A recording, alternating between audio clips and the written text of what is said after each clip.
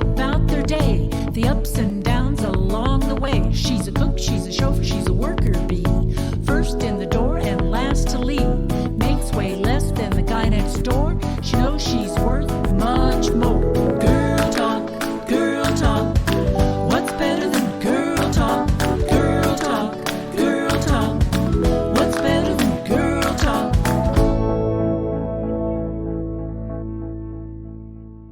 Hi, I'm Regina Ayers, and I'm the host of Girl Talk. For those of you that are new to Girl Talk showcases women who are making a difference in their communities here in the Rogue Valley.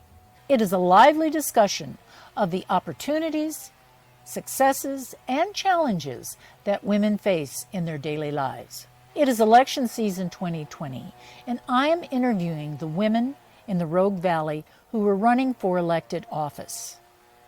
I'm interviewing 14 of the women, but that's not all the women that are running for office. There are women running against men and women running against women. There's so many women that are running, and I'm so amazed that they are stepping up to take on what it means to run a campaign and to win an election. During the filming of the interviews, the catastrophic fires in Talent in Phoenix took place on September 8th. You will see in the interviews that some of the women were asked about the fire and others were not. And some of the women were not able to reschedule. I wish all the candidates the very best in their campaigns. Let's get started.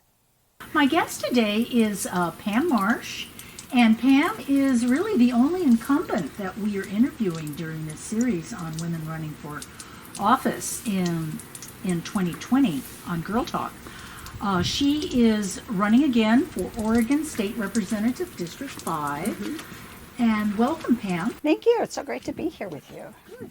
Well, let's start out with the committees that you're on. Mm-hmm. I mean, that's the work that a legislator does, is on the committees that you're assigned to those, right? Or do you get to select those? You can request your committees, but then they are assigned by the Speaker of the House. So the committees that I currently serve on, I am Vice Chair of the House Revenue Committee. I'm a member of the Economic Development Committee, the Housing Committee. I am a co-chair of the Ways and Means Subcommittee on General Government. And then I'm a member of something called the Joint Committee for Technology. So it's a full lineup. Mm-hmm. Is that average for a legislator to be on that many committees? Well, I ask for a full load. When I'm in Salem, I'm not working. I'm not distracted by a family because they're all back here.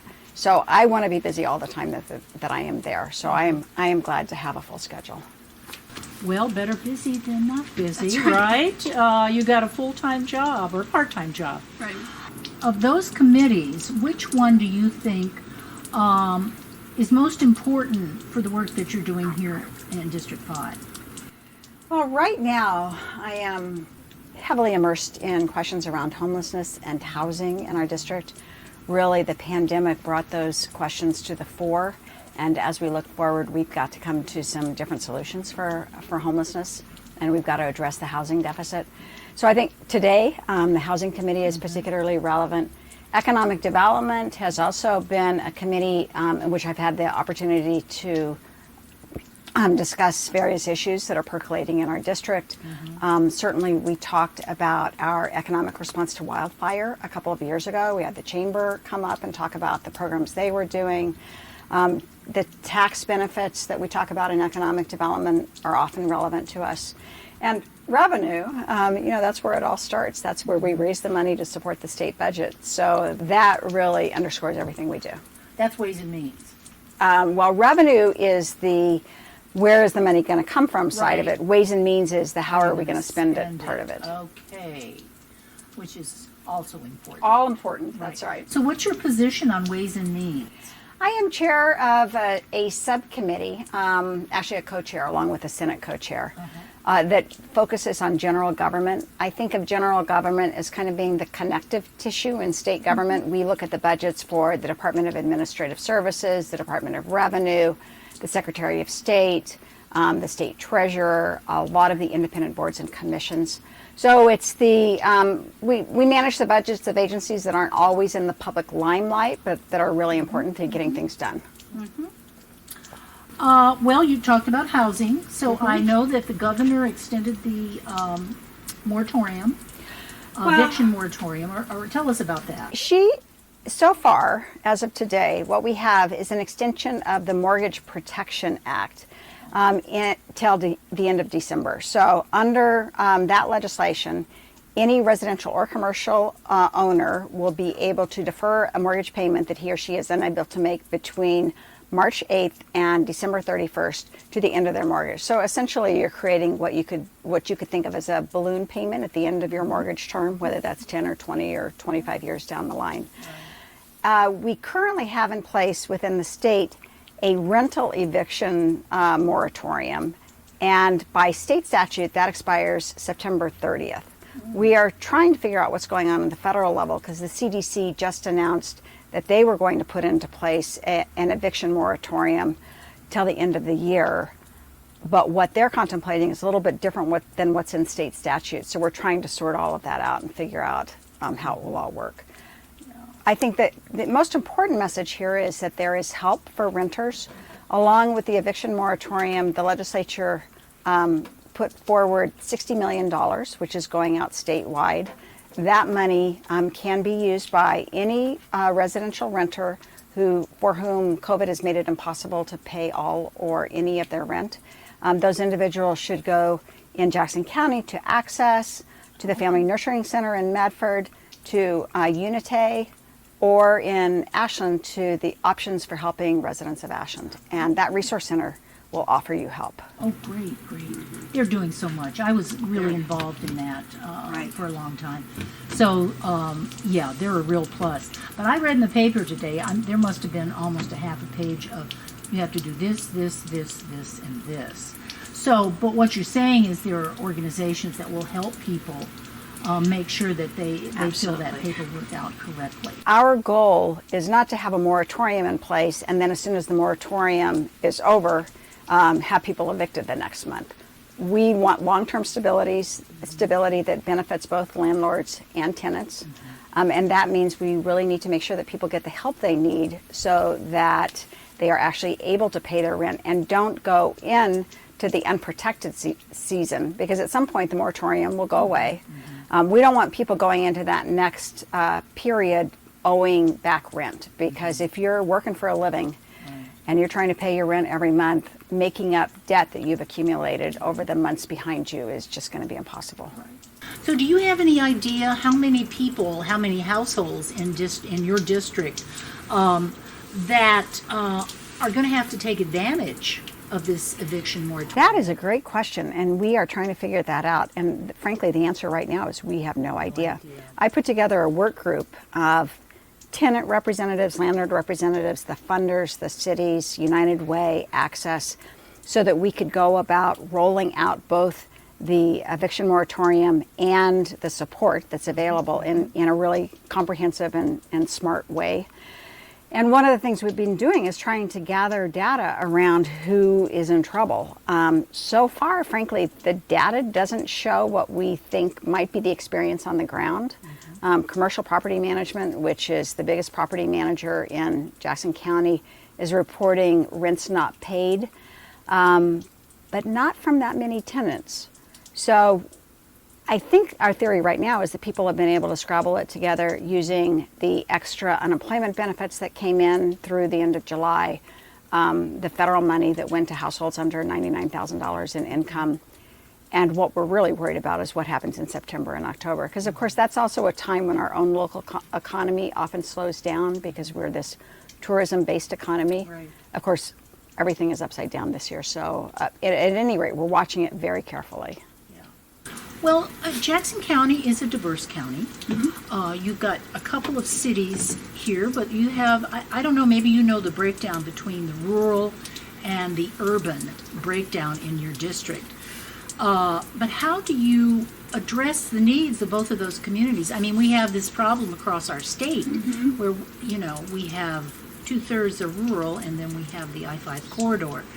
So how do you figure out how to make everybody happy in your district? You know, I always sort of stop confused when I hear a lot of discussion around the urban and the rural divide. And I think my district is a good example of where that concept really breaks down. Just to give you an idea, my district starts at the Klamath County, Jackson County line in the Green Springs. I have Pinehurst School District, which I think is the smallest K-12 school district in the state of Oregon.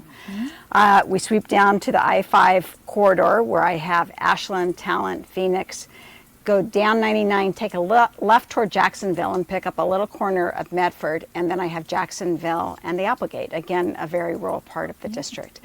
Is this urban? Is it rural? I frankly don't even know how to answer that question. There's no question that the urban-rural concept has been used for political purposes over the past several years in particular. It is also true that our very urban areas and our very rural areas approach some of their problems differently. But at the heart of it, I think it's really essential to remember that everybody, regardless of where they are living in the state of Oregon, basically wants the same thing. They need a safe and affordable home to live in. They need a community in which they are known. They need good schools for their children. They need a job that gives them a sense of satisfaction and produces adequate income. They need health care. I think we are all the same at the core, but sometimes the politics really get in the way of realizing that. Yeah. Yeah, it is used a lot. I agree with you, you know. Okay, let's see. We talked about the eviction moratorium. And now you say that your highest priority is to pass policy. I'm going to read this right off of your website. For reducing greenhouse gas emission, last year the Republicans walked out multiple times, but once to prevent the cap. Once they did it to prevent the cap and trade legislation. Wasn't that their original? Well, actually, they walked out twice in the they last did 2 years. Right. Twice in the 2019 session, the Senate Republicans first walked out to avoid voting on the Student Success Act. Oh, that's right. They yes. returned and then walked out again to avoid voting on cap and invest. And in 2020, cap and invest is what you call it. yeah. Okay. And then in 2020, the Senate Republicans walked out, and then the House Republicans walked out in solidarity, with the exception of, I think we had one. Bend. The senator in Bend. One senator from Bend yes. and one House representative from Bend stayed. And why did they walk out? I think in solidarity, they wanted to make it clear that they were aligned with their Senate comrades. And it was really unfortunate because not only is there cap and invest, which had been the subject of, frankly, years of work, but we also had more than 100 bills that simply didn't get passed in the 2020 short session because the numbers of senators and House members needed to maintain a quorum were missing. We couldn't do work. Eventually, we left the Capitol, and then we had a pandemic. So the work never got done. The good news there is that we didn't spend money that we're now putting toward the pandemic response. Mm-hmm. But there were lots and lots of important policy bills that just languished. Mm-hmm. And cap and trade was obviously one of those. Right. So what's going to happen this year? Around cap and trade? Yeah, you guys going to bring that back? And what can you personally do to help move that forward? Well, after two Republican walkouts, it was clear that we were, barring a significant change in the makeup of the House and the Senate, we were not going to get that policy passed, and the governor stepped in.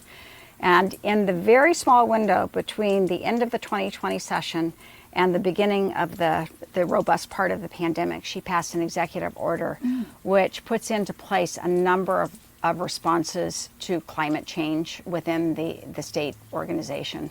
The Department of Environmental Quality is empowered to really start working toward climate goals. She reaffirmed the climate goals, which is 45% reduction in our greenhouse gas emissions that existed in 1990 by the year of 2035. And a more significant reduction by the year 2050. So the goals are intact. The DEQ is empowered. Every state agency is asked to look at climate as a decision factor in all of their work. I think in the 2021 session, you will see the legislature come back and again address climate change, but it will not be in the form of a cap and invest proposal. So she got what we needed by executive order. She got a lot of what we needed.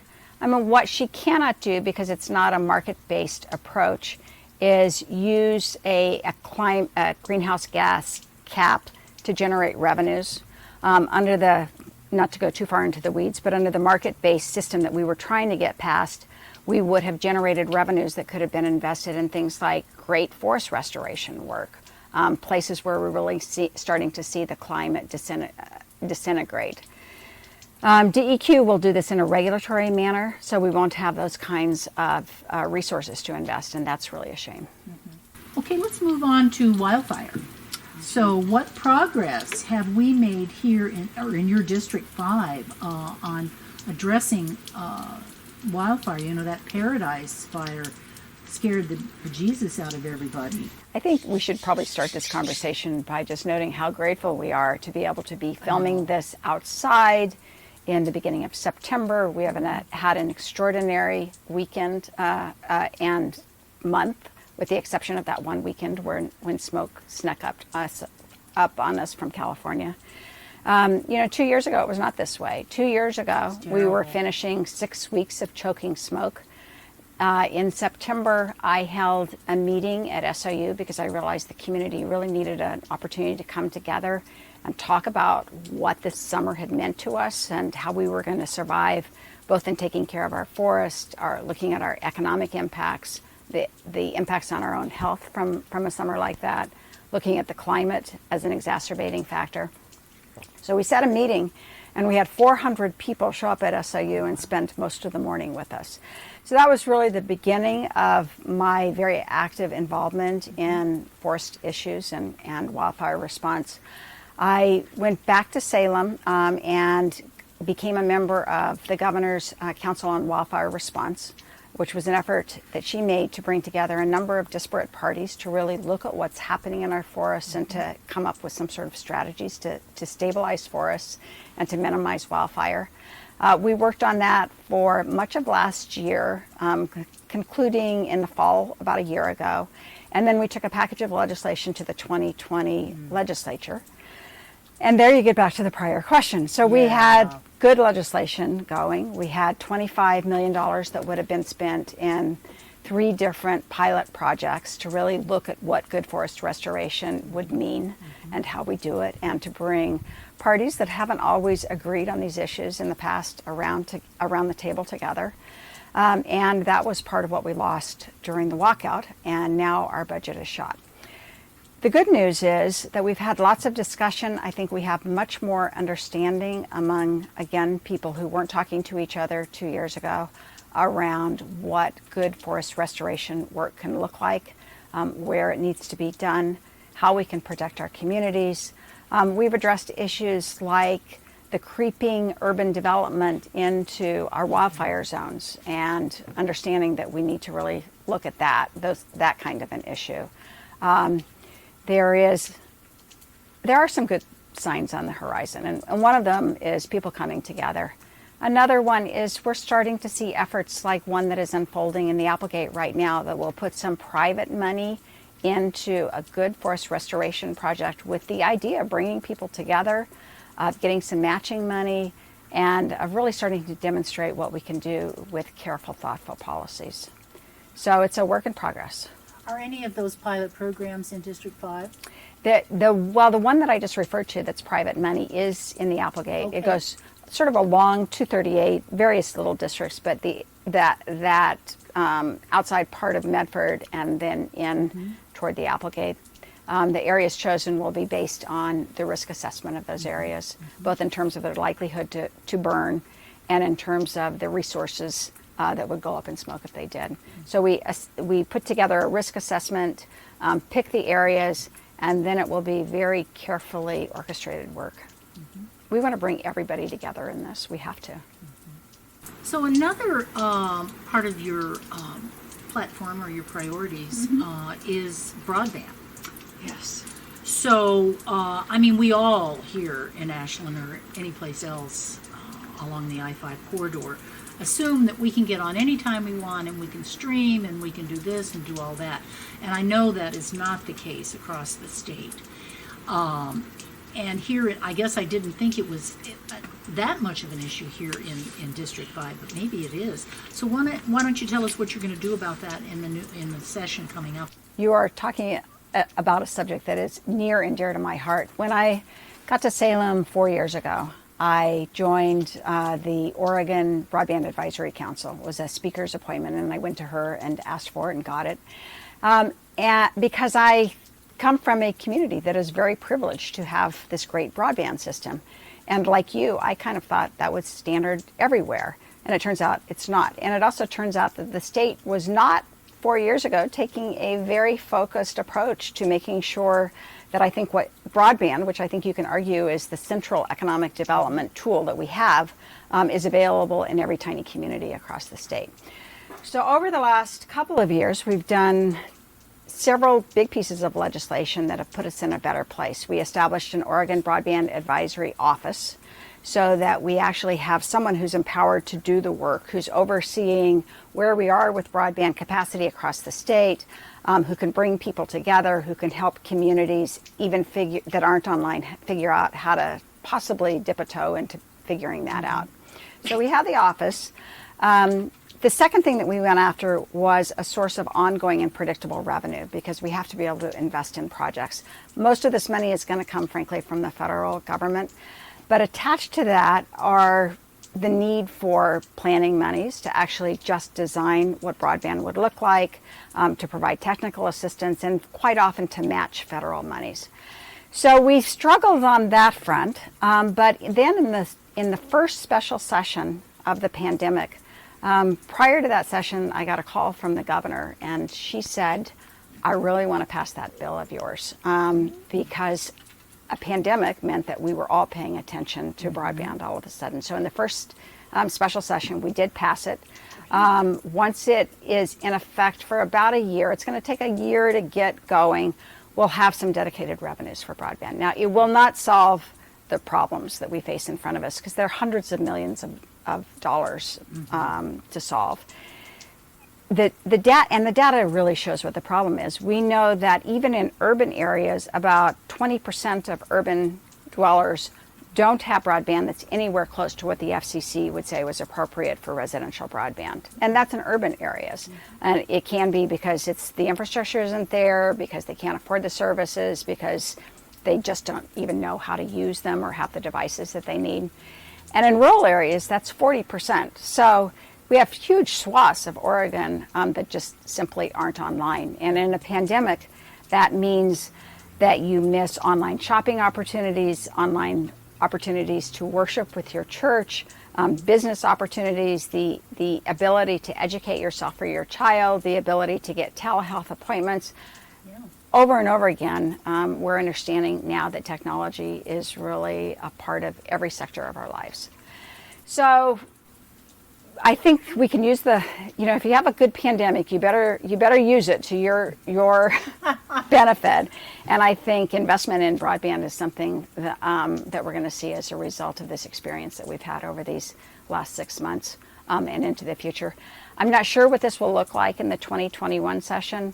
We are trying to look at just infrastructure and make sure that there are no barriers to really putting in broadband infrastructure in places where it doesn't currently exist. Clearly, we got to work with the federal partners, because they've got the big dollars. They've got the money that's really going to make this investment work. And we've got to further bolster our Oregon Broadband Advisory Council office so that they are really empowered to work with communities and get projects together. Mm-hmm. A lot of work ahead on broadband. Well, we know that, the general public, I think, thinks that you only work, once a year. Right. So, but that's not the case. You are working ever since that short session ended in February. You have been working this whole time via Zoom. Normally, you probably would have driven up to Salem multiple times. Well, that's exactly right. It's been ever since Let's see, the governor announced the stay-at-home order on the 23rd of March. Since then, my life, like probably yours and many others, has been all days filled with Zoom or Google Meets or team meetings or some other mechanism to bring people together from a distance. We've been trying to figure out how to manage and respond to this pandemic, which has affected everything we do, affected small businesses, affected our schools, affected our healthcare system, shook us to the core, really. So it's been wild and crazy. And on top of that, right now, we're trying to get our legislative agendas ready for the 2021 session. Normally, I would have spent all summer putting together the legislation that I want to sponsor next year. And few of us have been able to do that. So it's going to be a very different session. One question will be whether we're even allowed to be in the same room together by next February or March. Many questions ahead. Well, I know there's, you're talking about, you would have been working on your legislation that you would put forward. So there's legislative days in September and then in December. And so what, do you have anything that you're going to be putting forward the end of September during that time, or will that be focused on something else now? So the legislative days occur once a quarter when we're not in session. So in the first year of the 2-year biennium, we're in session from end of January through the end of June, typically, so 6 months, and I go back and forth then. And then when we're not in full session, we have legislative days where we typically get together, not this year, for 3 or 4 days. And we do educational hearings, informational hearings to kind of suss out issues that are percolating, to get an idea of where legislation might need to head in the years ahead. We don't actually do any introduction of legislation during those periods. It's just it's a getting together so that we don't lose the core of the work. But it is a good time to kind of talk with each other and figure out what's going on and try and coordinate efforts. Now this year, legislative sessions in May, which was the last legislative days, and coming in September, are all on Zoom.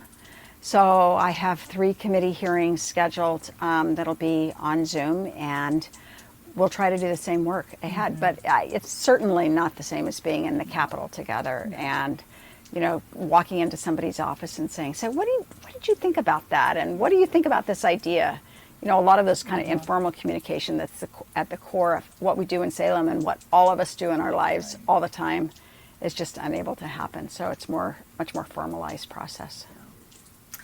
Well, we've come to pretty much to the end here, and would you like to speak to the audience and with some closing comments?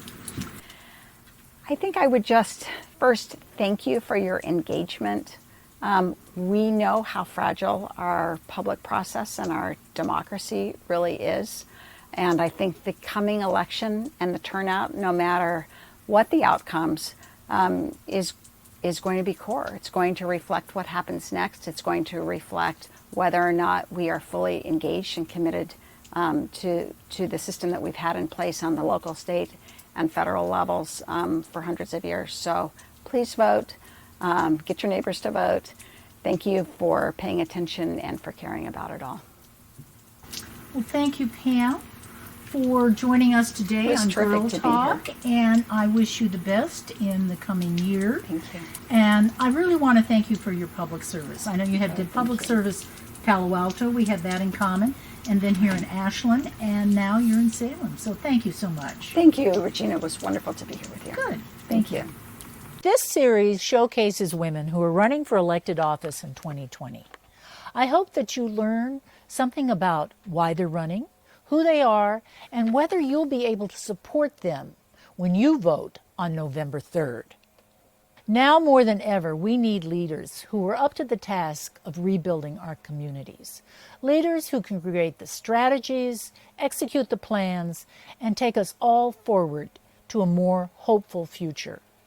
Whether you vote for these women or not, remember to vote on November 3rd. Girl Talk can be seen on Channel 15 on Ashland HomeNet or Channel 182 on Spectrum, or always on demand at rvtv.sou.edu. You can also watch Girl Talk I'm my Regina Ayers YouTube channel for all Girl Talk episodes. I'm Regina Ayers, and thanks for joining me on Girl Talk. Girl talk, girl talk. What's better than girl talk? Girl talk, girl talk. What's better than girl talk? Chat with the ladies about their day, the ups and downs along the way. She's a cook, she's a chauffeur, she's a worker bee. First in the door and last to leave. Girl talk, girl talk. What's better than girl talk? Girl talk, girl talk. What's better than girl talk?